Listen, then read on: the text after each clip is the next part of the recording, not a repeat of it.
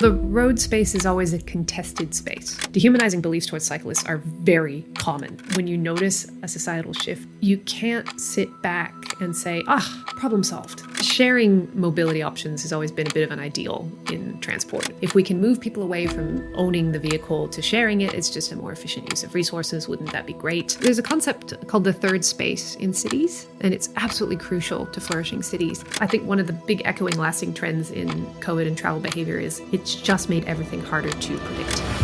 That is Alexa Delbosc, Associate Professor in the Monash University Institute of Transport Studies, Australia. After a journey through social psychology with a master's from Harvard in 2005, she packed her bags and traveled down under and used her unique skill set to advance our understanding in transport behavior and how societal changes are affecting our planning decisions around car, bus, train, bicycle, and e-mobility. Alexa is passionate about the intersection of these disciplines and finds new ways of uncovering how we can deal with the future uncertainty of sustainably getting around our cities.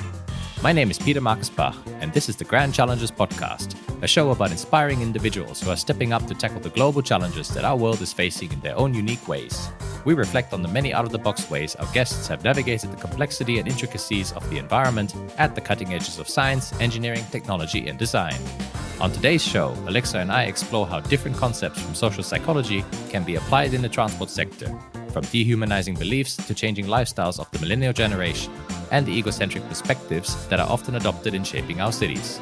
We discuss the relationship between society, roads, and the built environment, and look at how micromobility will evolve the so-called contest for space in future. Detailed information is provided in the show notes over at petermbach.com/podcast. Thank you for joining us today, and please enjoy the show.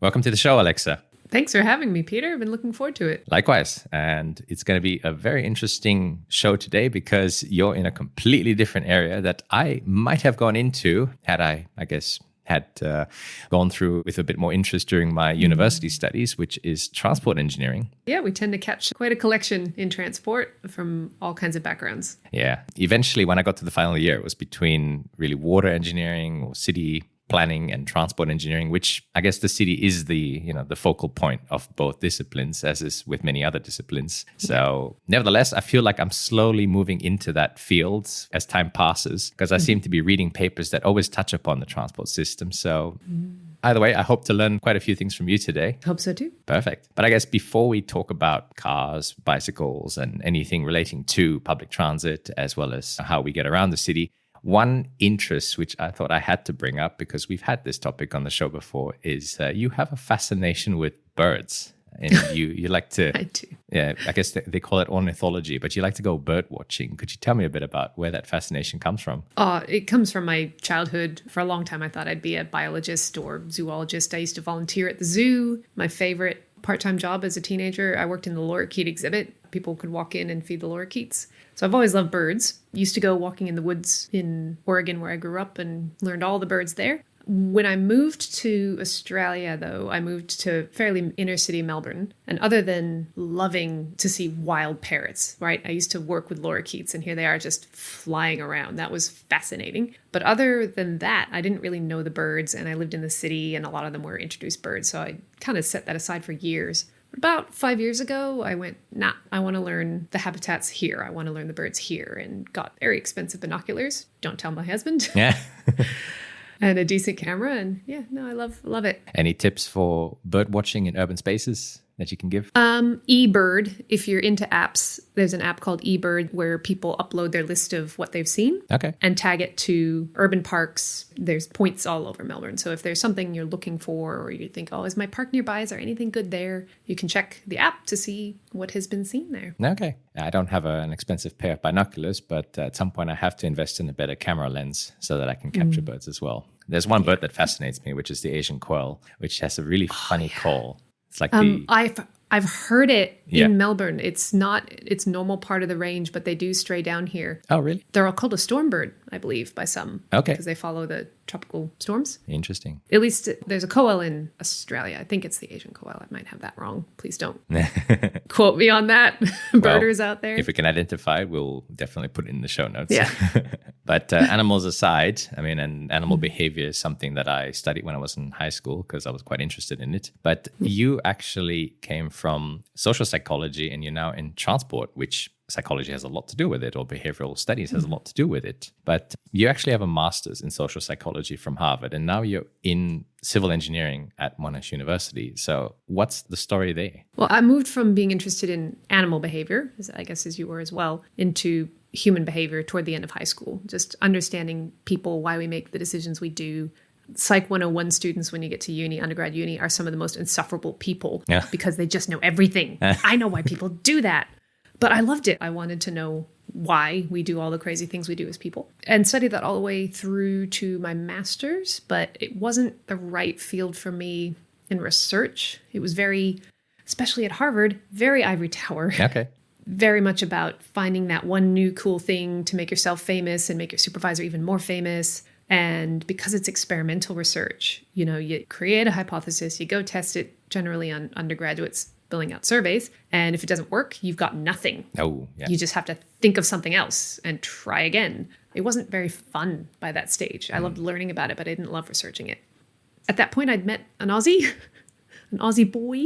Okay. And finished my degree and moved to Melbourne and went, I don't know what I want to do with my life. I'm just going to use these skills I've learned in survey research, human research. And I worked at Melbourne Museum for 2 years in market research and visitor studies.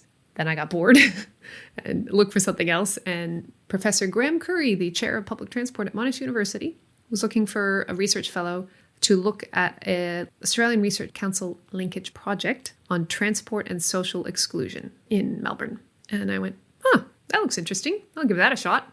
Do that for a little while. And I never left.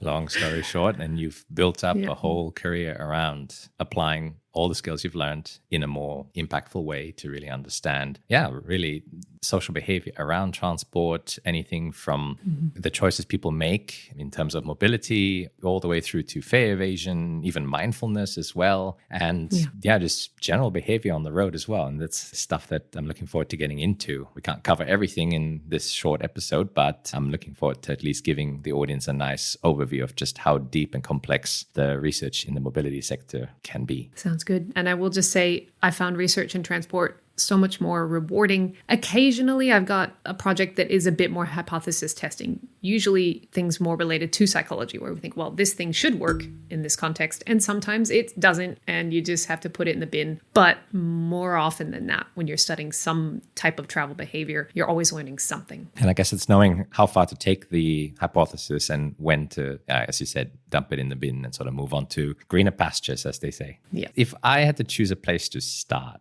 one very interesting aspect that I can also relate to is perhaps your most popular paper, which is about people's perceptions of cyclists, or as you call it, the dehumanization of cyclists on roads. And to sum it up, and people can probably relate, if you're driving a car and you see a cyclist and it's not, he's usually in your way when it doesn't intend to be, you start to call them names and you start to associate them with, I guess, things that are less human, which is, I think many people don't realize it, but it is a serious issue when you think about it. It's like, these are also people, they are also using the road. I mean, could you tell me a bit about what was the overall story behind that? Yeah, the story behind that was, it started with observations of how people talk about cyclists, people riding bikes, and how they react to stories about them on Facebook, on the internet, and the number of people either on the internet or sometimes in public life that would feel completely comfortable saying things like, cyclists are cockroaches on wheels. That's what Darren Hinch called them. He's a radio host, national radio host. Or they're like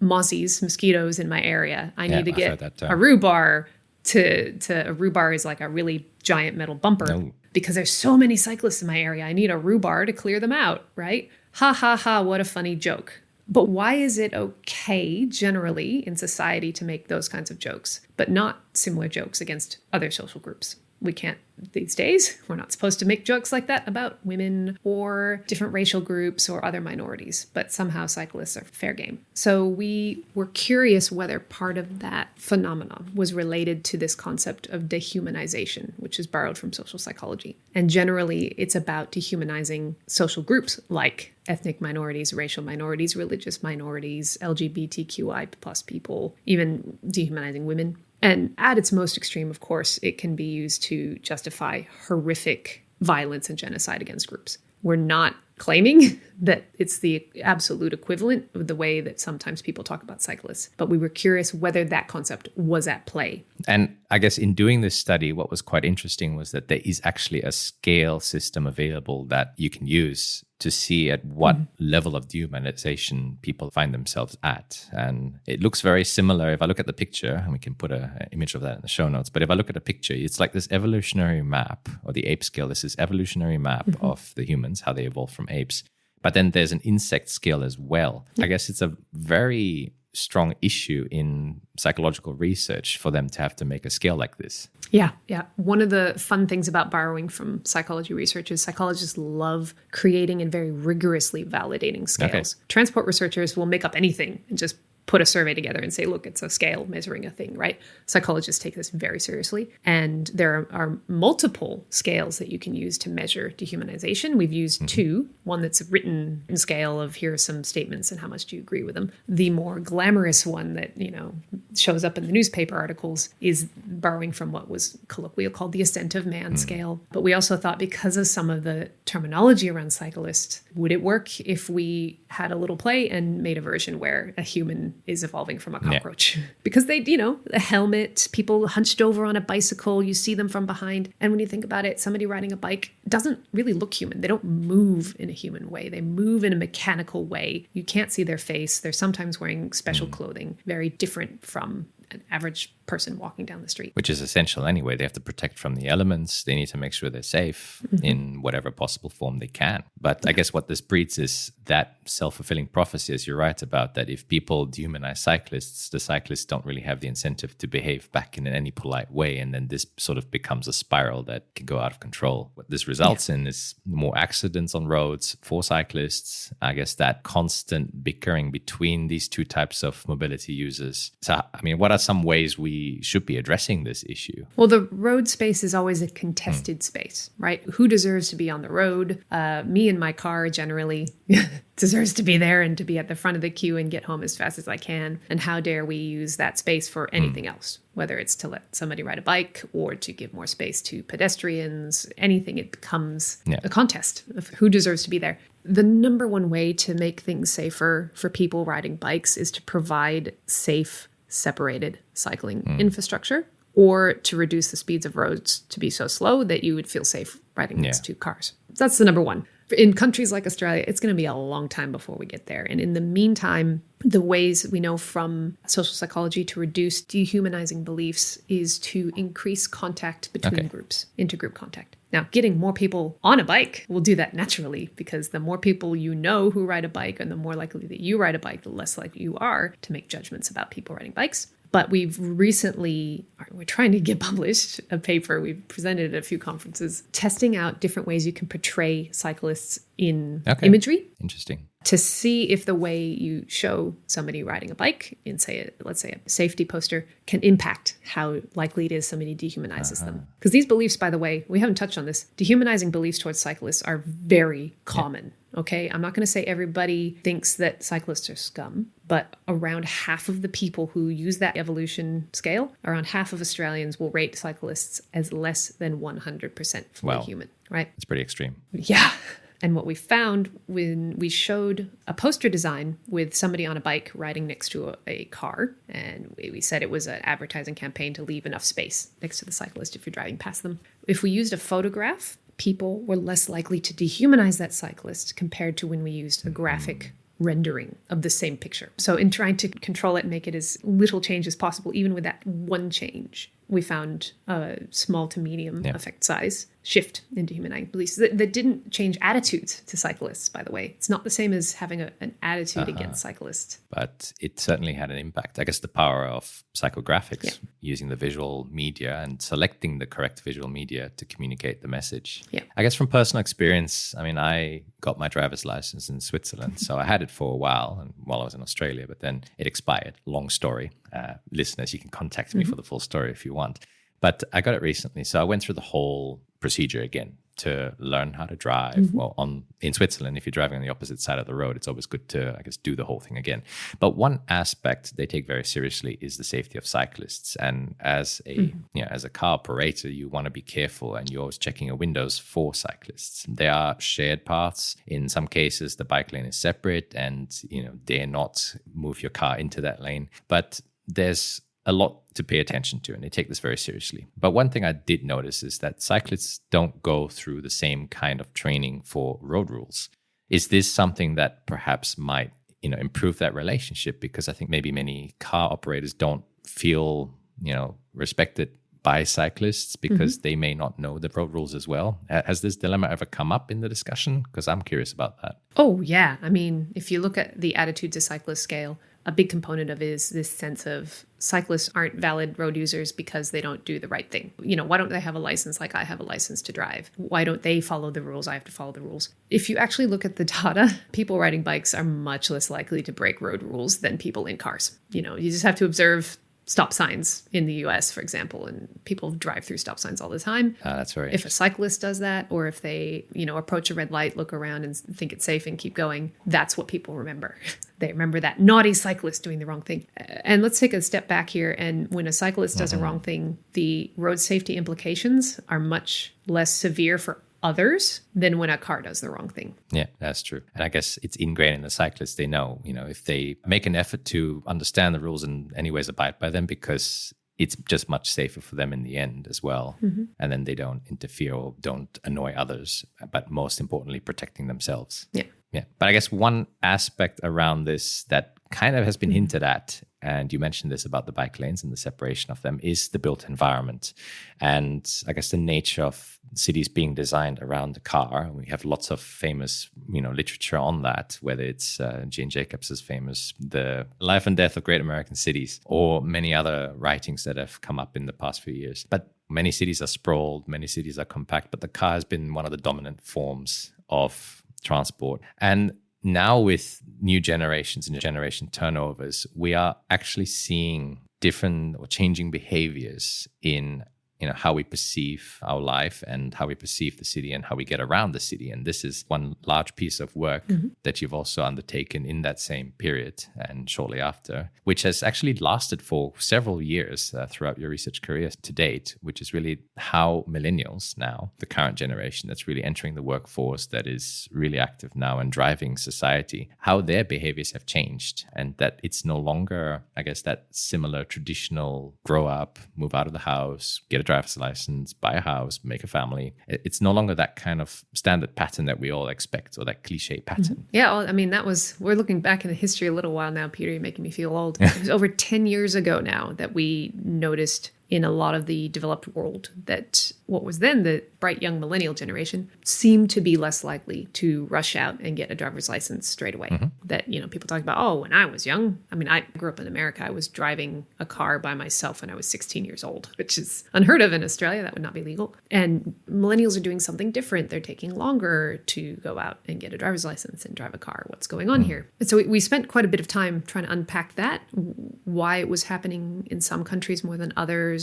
In some countries, they were using public transport more. In others, they weren't. In Europe, the trends seemed to hit earlier than in, say, the US, Canada, and Australia. One of the biggest drivers of that trend we found was, as you hinted at, it's just taking that generation, well, the younger generation still, longer to hit traditional adult milestones than past generations. Larger proportion of young adults going to university than in the past, working part-time for longer, taking longer to settle down into the kind of forever career, taking longer to get married, have children, can't afford to buy a house until much later in life. Yeah, house prices are rising. Yeah, everywhere. It's insane in Australia anyway. And all of those delays mean you're less likely to need a car or afford a car until later in life. They do pretty much catch up, though. It just takes longer Yeah. to fall into the car dependency. And I guess to visualize it, you've got a very different kind of mindset nowadays. You've actually separated them into 5 different life courses in the work that you've done. So we do still have some millennials that fall under this traditional pattern. Get a stable job, get your driver's license, get a house, start a family. In most cases, they have reached that stage fairly early on in their life journey. But then you also have those that are just about to embark on that same stage. But then there are also 3 other interesting groups, some of which choose to be independent. They don't necessarily want to follow this traditional life path. I guess when we think of digital nomads or the creator culture nowadays, as well as society, maybe many of these fall into those groups. But then also those that don't really feel the necessity to own a car. You call them the delayed group. And so do you think this kind of separation is very new in our generation, or has it also existed in prior generations? Oh, I think it has. I mean, I did quite enjoy that paper. It was the crowning piece of my DECRA project. So I was doing an Australian Research Council fellowship looking at the travel behaviour of millennials. And a lot of the work up to that point had been average trends.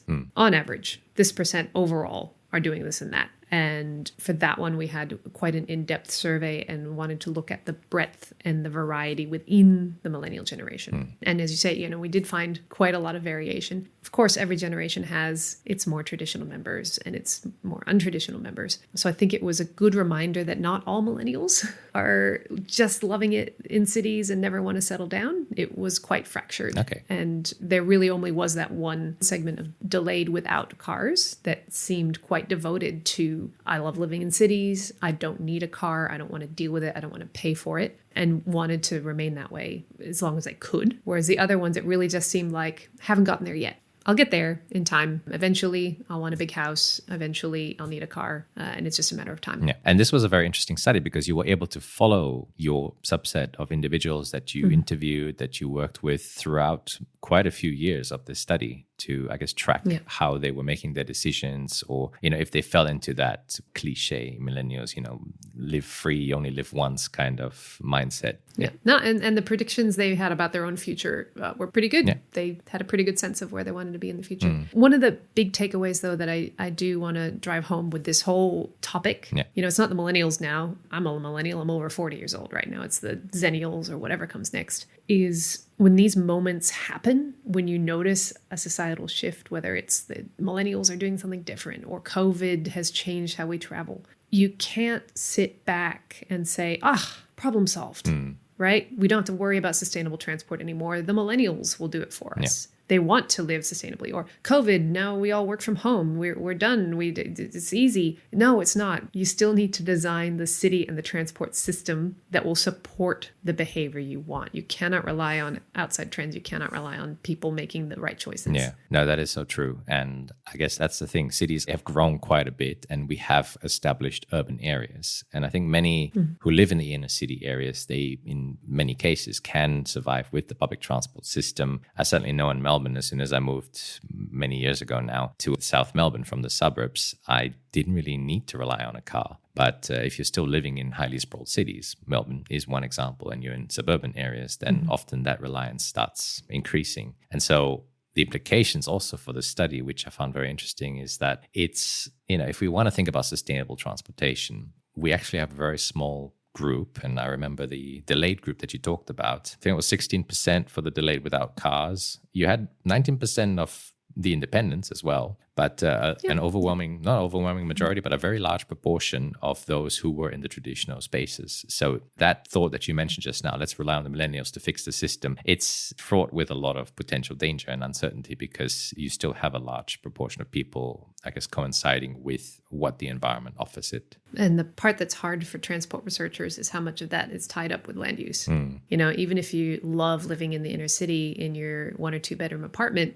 if you want to raise a family, you can't afford to stay there. And we don't build family housing very well in apartments and townhouses in inner Melbourne. What is there is too expensive. And we need to think differently about how we build our cities. Yeah, really. And I guess the dream perception, we're going to have a nice big house with a big garden to raise our kids, that's still very much embedded in our mindsets. Yeah, for many people. But after you published some of these initial papers, which really brought to light these distinctions in the millennial generation, you had the chance to actually then see what an impact COVID had on these behaviors. And this then really hinted out that it's partly these external factors we discussed, but it's also a lot of potential disruptions to the life plans, to, I guess, the situations people find themselves in. What was some of the key findings from the impact that COVID had on what you have now established? Oh, for the younger generation, it was such a fractured time, COVID. In Australia, it was a horrible time. People's lives were disrupted for 2 years, right? So who can make future plans in that kind of environment? Even if you wanted to settle down, nothing was certain for 2 years. One thing that was certain from the transport perspective was that public transport was suddenly terrifying. Nobody wanted to be in a vehicle with a bunch of strangers. The used car market, certainly in Australia, went crazy. Everybody suddenly went, maybe one car is not enough. Maybe we need a second one in our household. So that, yeah. And when those habits start, they're really hard to kick. Once you get used to both of your family cars to commute, it's really hard to go back to public transport, especially with the increase in working from home. I think one of the big echoing lasting trends in COVID and travel behavior is it's just made everything harder to predict. There's no normal travel day. It's no longer Monday to Friday, people travel this way, and Saturday, Sunday, they travel that way. Just much more uncertainty, even now, years later. And I guess adding to that, during the pandemic, Melbourne had one of the biggest records in lockdown times. And so you were very limited in where you could go and where you could travel. And in part, this, you would think in one study that you were part of looked at maybe this increases cycling activity or people going out into the parks. We've certainly referenced this kind of behavior in a previous episode 18, where we talked about people actually going out into green spaces because green spaces have some kind of recuperative effect on people's mental health. But nevertheless, an expectation that people would go out more and cycle more, this actually wasn't fulfilled. You didn't actually observe this behavior as much as you thought it might. No, not in Melbourne. It was a particularly brutal time in Melbourne. So many things were closed. If you wanted to exercise, for example, gyms were closed. Pretty much your only option was to go out and take a walk or ride a bike. For a while, even children's playgrounds were closed for months at a time. So recreational use of green space definitely increased. But at the same time, most people weren't commuting to work. Only essential workers could go into work. So a lot of the cycling counts are on major bicycle routes that people take to go into the city to work. And people just weren't doing that. What we did find is bike riding on weekends was still strong or increased, but bike riding during the week just crashed. Okay. Because of the lack of commuters. And in the end, this was more for that recreation rather than for changing travel behaviors as a result of it. So it kind of had the opposite effect when car use started to increase, which is annoying. Exactly, which is unfortunate. And then years after, we now have this work from home culture, which you've also looked at. And again, very unpredictable. Some of the key findings was that employers would like people to have more fixed schedules of how they choose to work from home rather than this sporadic approach. But it has, on the one hand, decreased the use of certain transport infrastructures, but that flexibility, I guess, then has implications again for car use, as well as for the unpredictability of the system, as you mentioned. Yeah, and that's another topic that I got a bit frustrated at how many researchers were making really broad general claims about trends. Work from home has gone up so much and it's going to have this huge effect. But again, when you dig down into who is doing it and who can do it, it's not a huge proportion of the population that has a job that can be done from home, where their employer is willing to let them work from home. How often are they working from home? Are we talking about 1 day a week, 2, 3? And it's still, even years later, ongoing negotiation between employers and employees on how much is okay and how much is too much from home, and how do you maintain the social contacts that you need in the workplace with the flexibility. But one takeaway from all of that is that the kind of jobs that are most likely to be replaced with working from home are inner city white collar jobs where the real estate costs are very high. Generally commutes are very long because not many people can afford to live that close to the inner city. And those are the kind of commuters that tend to be using the train in the morning peak, right? And that's the shame of the best synergy for that super sustainable mode of using the train. And we've lost a huge proportion of those commuters Bus has recovered in many places, bus ridership, because it's a bigger variety of people riding the bus. But that 5 days a week, 9 to 5 peak hour commuter, they still haven't recovered this many years later. I guess it's, as we said, it's even more unpredictable now. Because in transport engineering, I guess one strength that you can use is to predict travel patterns, travel behavior, because you use that to then design, well, how many buses do I need to operate during a certain time of the day so that it can accommodate the load? Yeah. Especially if people's safeties are concerned, you want to make sure that you're not over capacity, you're at capacity. And Melbourne has transitioned more to the more nighttime economy and weekend economy, right? Not the 9 to 5 job economy, is recovering. It's now kind of an event city. And I don't think the tram and train timetables have really caught on, right? So when that demand comes not at the peak time, I don't think we're running enough of those trains and trams. That hasn't really responded that's the way tricky. it should, I think. I mean, I know drawing parallels to the water sector where I'm based in, you can predict some of these events and they haven't changed as much. I mean, people will shower in the morning, they'll shower in, the afternoon. You usually have these peaks in the water use curves, but I guess in the transport sector, which is very influenced by movement and other activities, it's a lot trickier to predict. A lot of behavior aspects we've covered across the various topics. And I guess the built environment still plays that essential role because it's how accommodating it is to people using the system or people feeling well and connected within the system. One very important message is people need that interaction with others for that, the general well-being, that general happiness. And that's where the built environment then also comes in. Famous work from Jan Gehl talks about cities for people, but it seems like we've designed cities for cars. But what are some ways we have or can improve the urban environments to accommodate this kind of need? There's a concept called the third space in cities, and it's absolutely crucial to flourishing cities. The first two spaces are your home and workplace or commercial places where you're doing business. The third places are the places people can gather where you don't have to buy anything. You can just be. So places like libraries, places like parks, places like plazas. And we've lost a lot of those over the years. Even, open public markets. You don't have to buy anything. You can just hang out with your friends. Playgrounds, those kinds of things. So they're an incredibly important part of urban form. And thankfully, in traffic engineering in Australian cities, we're becoming a bit more aware of how the spaces alongside roads are part of that. That it's not just about curb to curb anymore. It's about building front to building front. And how do we use the footpath space? How do we use that car parking space? Could we use it in a better way to encourage living, or what they call place value, and not just movement? It's called the movement in place framework, where we're thinking about not just the movement aspect of roads, but also the place function.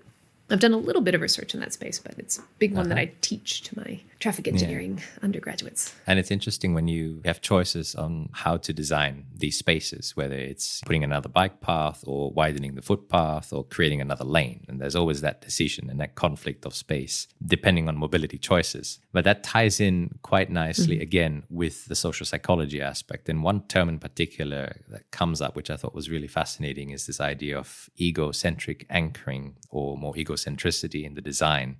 And if I had to sum it up in my own words, or at least the most important part, was that people, they will make decisions based on their perception or how they use the system, with no regard for how others might be using the system. And I think this is a common theme through all the research you do. You tend to really touch upon what are the different social groups, different classes, and different ways we consider society, and how does the built environment cater to their needs, and how can we create more equality in the cities, which we're seeing is a serious challenge. I'm thinking gentrification. We've had examples on past episodes of how, for example, the case in San Francisco where house prices started becoming more expensive because techies moved in, or in green infrastructure where we place certain systems and they all of a sudden create a certain amenity value that other places may need more, but they're not in the most strategic locations. But egocentric anchoring, I guess that's a really big concern that we need to think about when we're making choices. Yeah. So this one actually came straight out of my work during my master's. So my supervisor, Nicholas Epley, is an expert in social psychology and egocentric anchoring and adjustment. And it's not that we don't generally do it willfully. It's not that we're walking around saying my way or the highway, but we are humans and we understand the world through our own embodied lived experience. And it takes work to stop and remind ourselves that not everybody experiences the world the same way I do. We have to do it every day. If I'm going to say, What's Peter's favorite flavor of ice cream? I might start with, well, here are the ones I like, and what do I know about Peter? And I'll try to make a guess, right? But I would never say pistachio because I'm allergic to nuts. It wouldn't even occur to me, right? So taking it from ice cream back to transport. I do like pistachio, by the way. Ugh, ugh, ugh, sorry. With Ugh. coconut. What? Why would... Anyway, moving on. I'll try to look past that, Peter. But coming back to the transport system, even if we're working in the transport system, we sometimes don't think about how our understanding of it as experts might differ from other people in the population that we're making these decisions for. There's all kinds of examples with not thinking about how hard it might be to move around a train station if you've got a pram, if you've never had children, or to get on and off a bus if you're in a wheelchair or have a vision impairment. And the more we can take ourselves out of our own lived experience and think about that diversity or work with people with diverse perspectives, the more we design a transport system that truly is for everyone. And the more we remove, here's another term that I think relates a lot to this, the more we remove a kind of elitist or elite projection, which is that tendency for these higher level decision makers to just make decisions that suit them. Yeah, that's a fantastic one from Jarrett Walker, who works with a lot of elites when he goes into a city to try to help them do something more sustainable. And he gets, some really high status guy, generally man, saying, well, none of that's going to get me out of my Porsche. And he says, well, we're not designing the city to get you out of your Porsche. We're designing the city for everyone else. And that also has led to maybe some frameworks that help us understand or sort of change our perspective towards how we should be designing our cities. I mean, I'm not sure. Are you familiar with the slow city movement or, the transit-oriented development of the city? Oh, yeah. I mean, there's plenty of frameworks. 20-minute cities is another one. Yes, I've heard of that too. To just get people thinking in new ways about how their city could work. Another really cool one is borrowing from Professor Bert van Wijk from Delft. He uses the example of having people think of the counterfactual. So if you're proposing a new policy or a new way to design a road in somebody's neighborhood, if you can really essentially sell what it would look like, the benefits of that new approach, right? Imagine a road system where people who drive the most and wear out the roads the most pay more, and poorer people who tend not to drive as much and maybe drive lighter vehicles and they don't tend to drive at the peak, they don't pay as much because they're not wearing out the roads. Imagine we had a system like that. Okay. Now imagine we got rid of all that and everybody paid the exact same amount no matter how much they drove on the roads. So you go, whoa, that's not fair. Sometimes if you can really just get people out of that lived experience of this is just the way things are done, it might be enough just a little bit to get them to think differently. I guess you're touching upon their emotional centers and you're allowing them to first, find their comfort through that first scenario. And then you're really throwing it on its head to evoke that reaction and to get people to then first maybe react irrationally and then think rationally about the choices or the potential solutions out there. Yeah, potentially. But I guess city paradigms, they help us adopt a more multi-perspective frame of mind. But I guess the only way we can overcome this kind of egocentric anchoring or elite projection is to really involve stakeholders. So it's really about collective design in these things. It can be. One of the perils, though, of community consultation, collective design in transport is, often the majority are people dependent on their car. And the people who have the most time to engage with those processes are of a certain age and life stage where they've got the time to kill. And they're people who've lived there for 50 years and don't want anything to change. Yeah. So it can be really hard if you consult too much. I live in a very conservative local council in Australia, and they have a lot of money to consult. For example, they've consulted on their new policy for repaving local streets. Many of them are concrete, and that's quite expensive, and maybe we should repave them in asphalt. And so we're going to have a vote on it. And I just thought, really? Why are we voting on this? And another little local strip of shops where during COVID, they replaced 3 car parking spaces with outdoor dining. And they said, we're going to consult on whether to make that permanent or not. 72% of the survey respondents who lived in the area wanted to keep the outdoor dining and make it permanent. But then they talked to some of the business owners and they were worried about the loss of 3 car parking spaces. And so they're going to tear them out. Yeah, that was an interesting study there. Yeah. So whose voice do we listen to? Sometimes we need to make the decisions as a society of what do we want from the future of our city. And this relates a lot also to, confirmation bias, because we tend to, believe what we're more familiar with, or what confirms our own beliefs, such as the shop owners, as you said. I think this was a study that you also undertook, or some stats that you were able to cite. And that is that most of the patronage for these shops actually didn't come from people using the car parks. It actually came from people walking into the neighborhood. Now that I do need to be careful. That depends on what neighborhood you're surveying. If it's in outer suburban areas, probably the most customers are coming by car. But the takeaway is that the people who own the shops almost always overestimate how much of their customers come by car. You phrased it better than So me. they're always extra worried because in their minds, that is the most important way that their customers get to their shop. But it is place dependent. There's no one size fits all. I think that's a very common saying nowadays, especially in our uncertain world. But it's, I think, very important that we use the data, we use the experience of the local people, we bring in the different groups to then better understand before we make the decisions, so that we can make more informed decisions that are not anchored in our own lived experiences. Yeah. I'm learning lots of social psychology today, but it's fascinating to me. Before you know it, you're going to be a first-year Psych 101 student, and you'll be as insufferable as the Oh rest boy. of us. I mean, you mentioned the ivory tower. I do my best to get out of the ivory tower as much as I can. As you should. And it's an ongoing discussion. So, Yeah. yeah. I will say, by the way, when you say the built environment, to a transport researcher, that means the buildings as separate and distinct to the transport system. Oh, geez. That's an interesting distinction between disciplines. We make a distinction. Yep. We call it the transport and land use systems. Oh, wow. And the built environment is part of the land use system. So listeners, as you can see, this was a perfect example of two different disciplines talking right past each other, but hopefully we found the common ground here.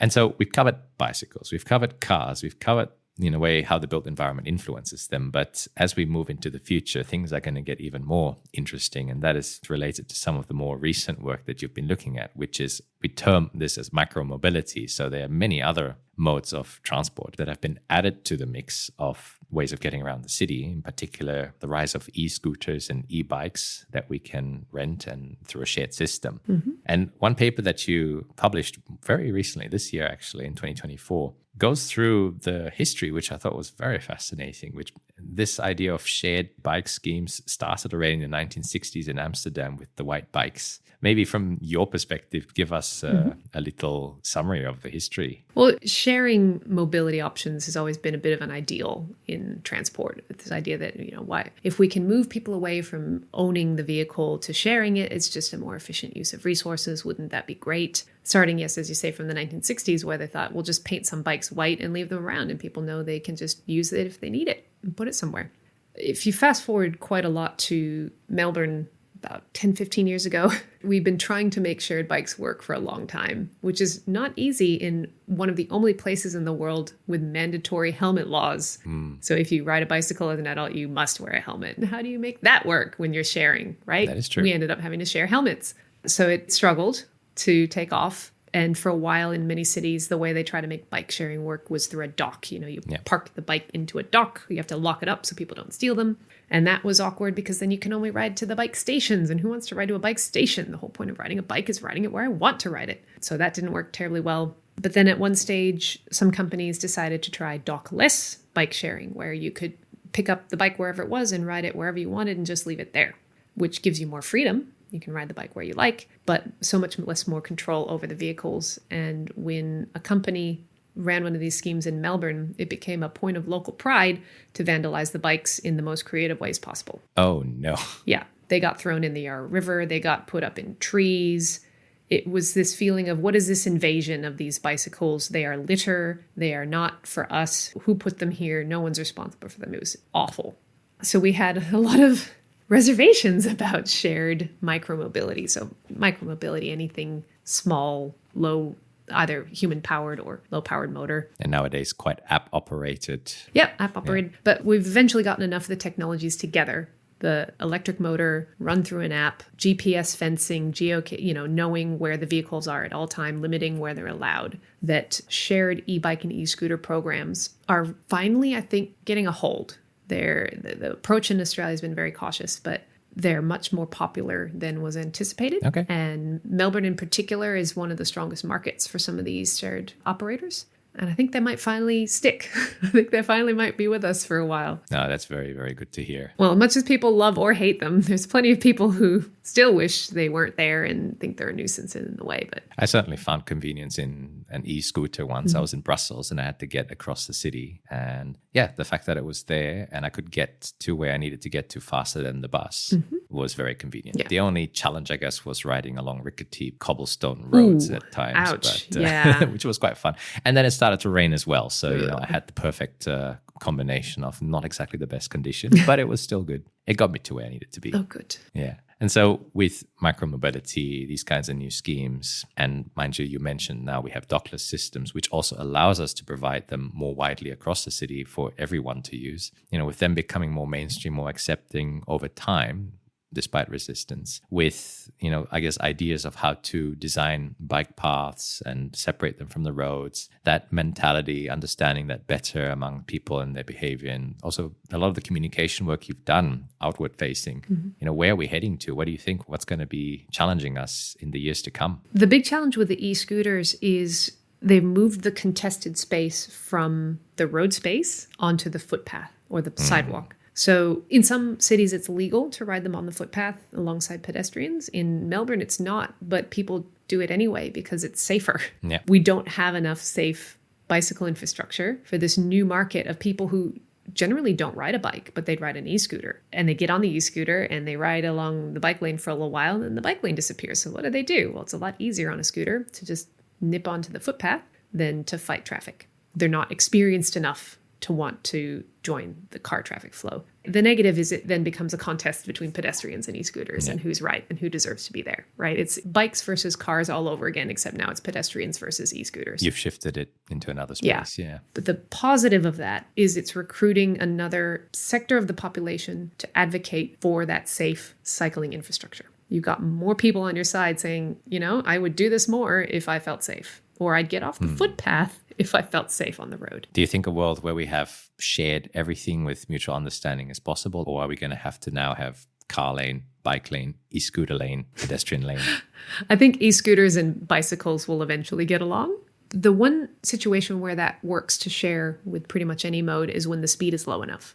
If you're under 20 kilometers an hour, 10 kilometers an hour, pedestrians can share with anything. Yeah. And if you're under 30 kilometers an hour, bicycles, scooters, and cars can mix safely and feel fairly comfortable doing so. And more city centers, at least, are moving in that direction.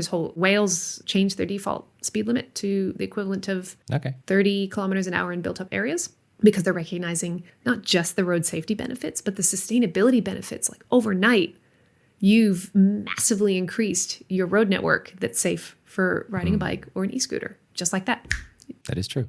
And I guess also to mention that decreasing the speed limit also reduces the noise as well. The amount of traffic, I guess people will choose to go around the city rather than through it. Absolutely. Certainly see that with a lot of inner urban areas here or inner town centers here across Switzerland as well, where they've reduced it to 30. And I guess it's nice to know that there's that number, that kind of threshold where you can sort of safely say, yes, they can coexist on the same road. There's a lot of amenity benefits associated with it as a result of that. Yeah. And the more people who then go, oh, you know what, maybe I can ride my bike to the cafe. That's one less car on the road. Yeah, very true. And where are you heading in your research in the next few years? I'm looking a lot more into the shared e-scooter space, generally shared e-scooters. In Australia, we haven't moved much beyond focusing on the negatives of e-scooters and the fear around them and how are we going to regulate and control them properly. And we haven't been thinking so much about the benefits that they can provide to especially lower income, more disadvantaged parts of our population. So people who maybe don't have a car or even can't physically drive. We did a survey recently with Lime, looking at their low income access program, Lime Access, in Australia, New Zealand, and the US. And one thing we didn't anticipate, so people on a low income who get a discount on their rides, they're more likely to be locals. They're more likely to ride the scooters for, utilitarian, what we call useful purposes like commuting and shopping, and not just silly purposes like having fun and joyriding, right? So what we might consider a more sustainable part of our network.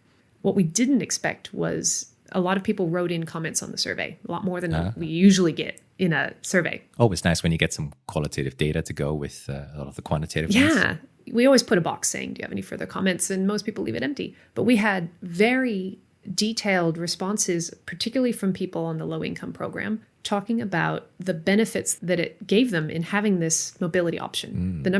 Quite a few people saying that they were handicapped, they had a bad knee or bad hips, that they either couldn't ride a car because of their handicap or just didn't feel that they couldn't walk long distances because of the pain in their joints, or more in what we call an invisible disability. And that the e-scooter or e-bike gave them that mobility. Oh, that's perfect. So I'm interested in that question of how can we better integrate shared e-bikes and e-scooters into our transport system in Australia? How can we integrate them so that they're part of the public transport system? People can use them to get to the train station if they live a bit far from the station, for example.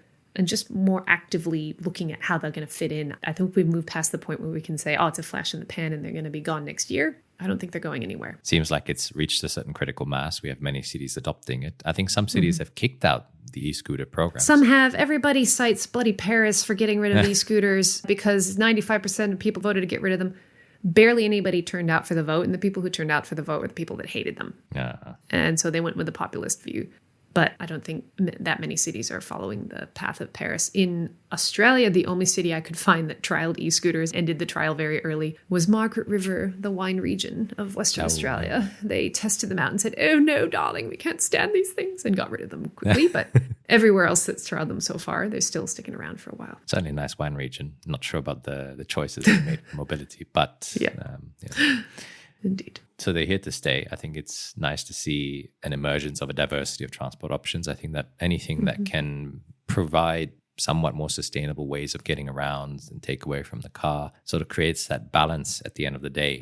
And what creates balance can influence how a city is then built around it. I mean, we're seeing ideas like super blocks emerge where we start to remove some of the roads and create these more pedestrian and sustainable transport routes. And we're seeing, cities in Melbourne bringing in activity centers. So rather than just a single monocentric city where everyone goes to the city center to work, they try to create more multicentric or polycentric cities where you don't have to be always in the city center. You can be in your own little activity district. And I guess it will be interesting to see where the work takes you in the future. And I'm looking forward to catching up again to see how things have progressed. Sounds good. Alexa, this has been a really interesting discussion in a topic that has been quite eye-opening to me, very new and just fascinating from a psychology perspective, because I can see a lot of parallels as well to a lot of my research. But like I do with every guest, I'd love to ask you a few questions so listeners can get to know a lot more about you. Let's do it. You talked a lot about that ivory tower aspect, which drove you to go into more, I guess, the applied and making impact with your social psychology knowledge. But what other things inspire you to do what you do on a daily basis?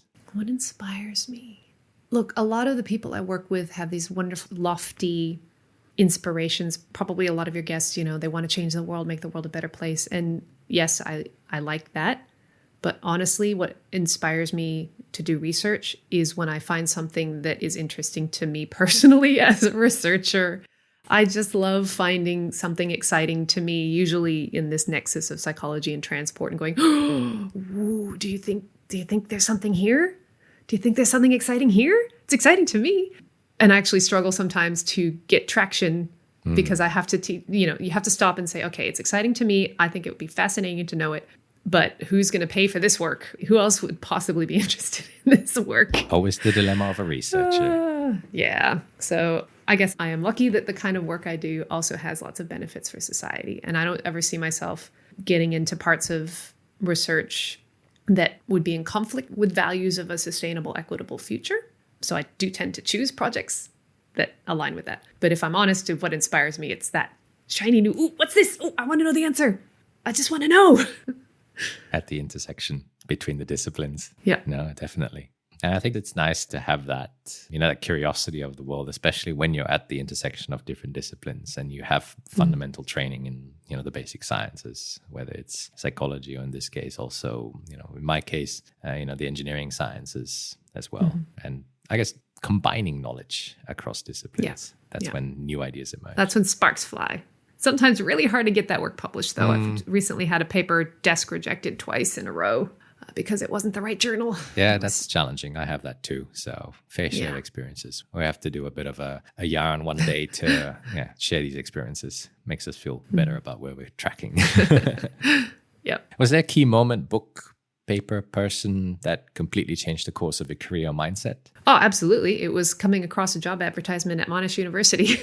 Like literally, it was to work for the professor of public transport. And I'm like, well, I like public transport, I guess, because I take the train to work every day. So that's cool. I'll do this for a few years. And got a job in Clayton and bought a second car. And now I drive to work every single day. Yeah. But, it is one of those sliding doors moments. I could have gotten a job somewhere else and been in a completely different field. But it kind of opened up your horizons and allowed you to then pursue that interest between social psychology and transport. Yep.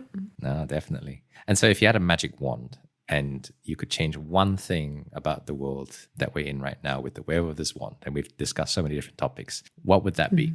It actually would be to wave the bike infrastructure wand across all of Australia. Because I actually think that would be transformative. Because our cities are so sprawled, it is hard to get public transport working everywhere very well.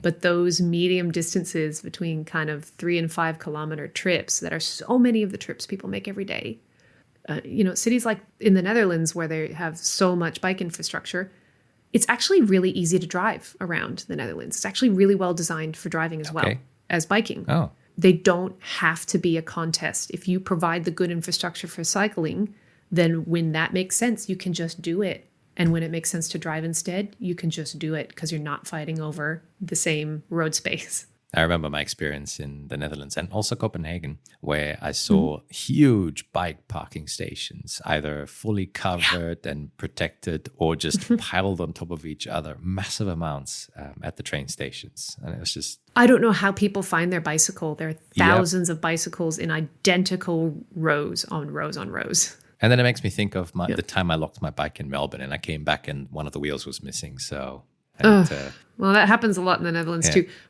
Again, Bert Van Wee, a very prominent professor in transport, drives the crappiest, rustiest little bike you can imagine because he doesn't need anything better. And it's probably going to get stolen anyway. I guess if it works, then you don't need anything. Yeah. Main thing is it's comfortable Why to would ride. you need something more expensive? Yeah, it's fine. No, but definitely changing the bike infrastructure, that's an interesting idea because so many cities are so developed already, and at least the big ones that we can think. You did say a magic wand here. I know.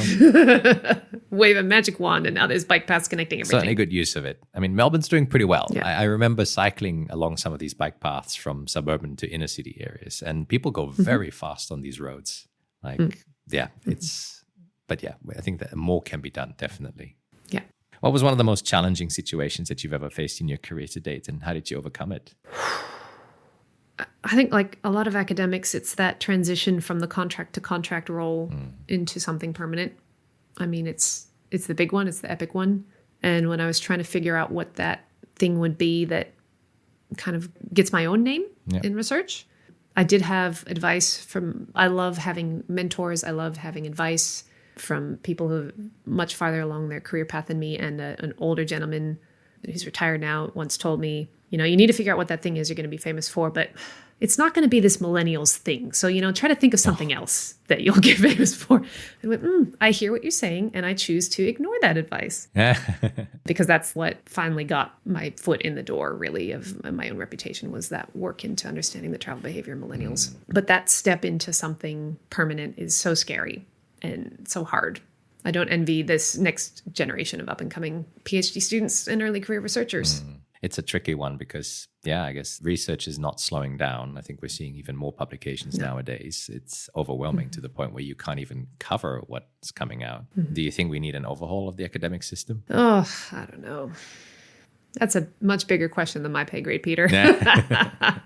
I guess the future will tell. But I mean, I personally try to take a multifaceted approach to the way I do my research, and that it's a mix between, your traditional publication paths, but more outward showcasing of the research, application of the research. And I think it's, as you said, sometimes it pays off to ignore the advice. And I guess you have to make your own style out of it. You have to make your own judgment. Yeah. No, definitely. And so based on that, what tips and strategies can you offer in terms of time management? You've done lots of stuff. You've touched lots of different topics in the transport sector. But how do you maintain a balance between your professional and personal time? Look, I do think I balance it pretty well.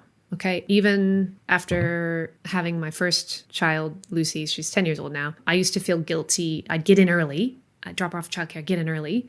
and then leave early. And I'd feel guilty leaving my office early, like, oh, I'll go out the back way so people don't notice I'm leaving early. And my mindset on that changed completely when my colleagues said, oh, I love when I see you leaving to go get Lucy, because I think, oh, she's going to get her daughter. That's nice. And I went, that's not what I expected at all. And now, especially with 2 kids and multiple years of working part-time, I try my best to really isolate my home time from my work time. Yeah. Okay. I am not the kind of academic who can leave early to do the school run, come back, feed them dinner, and then do another 2 hours of work. I don't function that well anyway. And I'm just not paid enough, really. Sometimes you got to do it. You got to buckle down. You have a deadline coming. But if it becomes all the time, my husband and I both have that conversation of, is this an all the time thing now? Because that's not sustainable. A lot of triaging of what's important and what's not important within the work you're doing. Pushing back, learning to say no. One of the best bits of advice I got from time management training was actually, if somebody comes to you with a new opportunity, usually it's some kind of service opportunity, you never say yes the moment you're asked. You never say yes in that first meeting. Okay. Always say, wow, I really appreciate this opportunity. You're right. This is a fantastic opportunity. I'm just going to need however long it is, 24 hours or a week to reflect on it and talk to my mentors or my supervisor about it. Even if you want to say yes, because then it gives you that time to triage and go, is this really what's best for me now in my career? And if it is, what am I going to let go of so I can do this instead? There's only 24 hours in a day, Yeah. And you have to use them wisely. And yeah, I guess it's too often too tempting to just agree to things on the spot because you're just like excited for it. And that's often part of the offer, the idea is to make you excited. And I think it's a very good strategy where you sort of say, you don't reject it outright, but you sort of appreciate it and handle it more diplomatically afterwards as well. Yeah. You want to make the person making the offer feel that you value it, unless you outright don't want to do it, of course. And then you figure out a way to say no in the moment. Yeah. But often it's somebody in a position of power over us. We can't just say no, but just give yourself a little bit of time. Yeah. Even if eventually the answer is yes. Yeah. I think that's a very wise way of going about it. Yeah. And sometimes you can negotiate some good bits back. Say, yes, but, yes, we'll do that, but somebody else needs to do this other thing. Or, but I'm going to need something. What is it that would make it easier for you to do that? No, definitely. What other advice can you offer to young transport engineers starting out or young psychology students starting out? Look, transport is a fantastic field because it is so multidisciplinary. You get people from, physics, maths, psychology, law, business, everything, planning, everything you can think of end up in transport. For the PhD students, though, because I'm also the director of graduate research in our department, so I look after a lot of PhD students, I'd say as you're finding your way in your topic and thinking about what you want to do in your future, often it's hard to know, are you going to do academia? Are you going to do industry, government? I like to encourage students to think not just about the thing you're doing, the project you're doing, but thinking about the skills you're learning when you're doing it. So I came from psychology, so I have skills in social science research that I wouldn't otherwise have. And those are skills that will be a benefit no matter what you do with your career. That is so true. Reflecting on my own experience as well, when I chose to do engineering, by the end of my undergraduate degree, I actually kind of valued more the fact that I learned new ways of thinking, new ways of looking at the world, as opposed to I can design a structure or I know how fast the water flows. And often it's those skills that are far more valuable. And if you recognize early enough that these are the skills you've now acquired, what can you do with them? Then the world essentially becomes your oyster once again. Yep. And you start to learn your strengths better. Is your strength in communicating the results of what you found? Is your strength in learning new methods quickly? Like all of those things are strengths that you can lean into and leverage. No, definitely. We've covered a lot of things and we're, I guess, close to ending this episode on a very nice note. But just before that, I do have to ask one thing. You are in the party of another guest who gave us a nice overview of a Dungeons & Dragons campaign that they've been playing.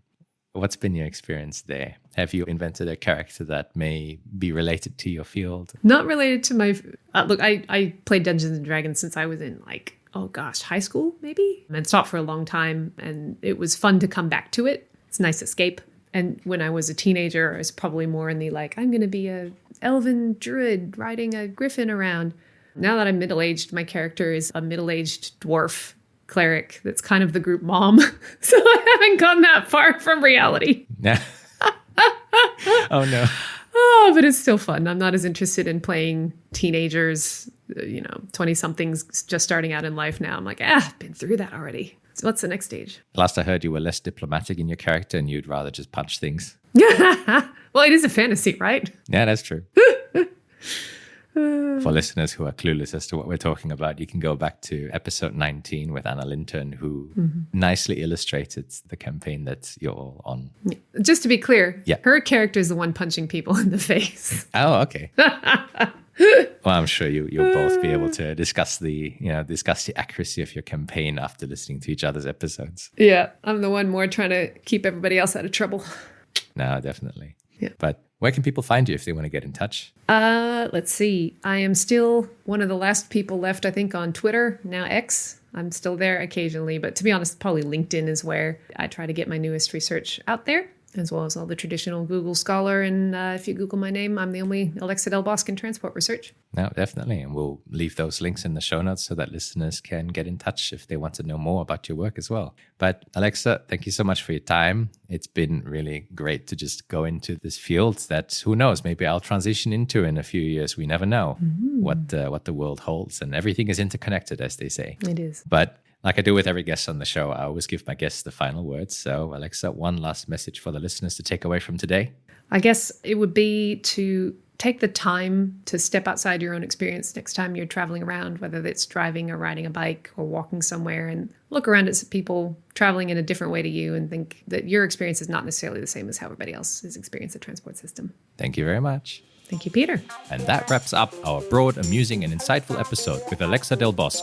For more information on where to find the nearest bird, binoculars, or e-scooter, and insight into different millennial life choices, or a fateful history of bicycle sharing, check out the show notes for more information over at peterambach.com/podcast. And as always, thank you listeners for tuning into this episode and for your feedback and support.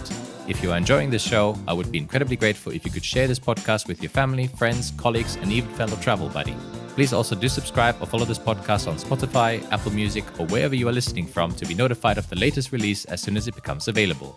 If you're curious about me or my work in general, you can also check out my website or social media. Head to petermbach.com, my YouTube channel, Peter Marcus Bach, that's Marcus with a C, or follow me on X, formerly Twitter, @petermbach, or Instagram, @petermbach87. Feel free to reach out to me with any feedback or guest suggestions so that I can keep improving this show. The podcast's intro and outro song is called Starsky by Alex Kieran. Stay tuned for our next episode and next guest to hear how they are tackling the grand challenges.